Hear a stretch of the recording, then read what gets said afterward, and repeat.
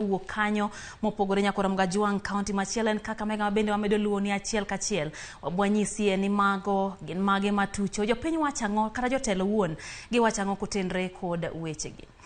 Weche machielen ni jagoro maduong' mar riwruok mar jotich kotu Francis Atwoli okwayo weg tije mondo chiw thuolo ne jotije gi mondo bed kod thuolo mar goyo ombulu odiochieng' makiny. Atwoli wacho ni jotije go ni kod ratiro mana kaka Jokenya mamoko luto ombulu kendo yiero jotelo magidwaro giwegi. We have about 4 million Kenyan registered workers with us who are our accredited members, and we had appealed both to the employers and government to make sure that they are facilitated to go and vote.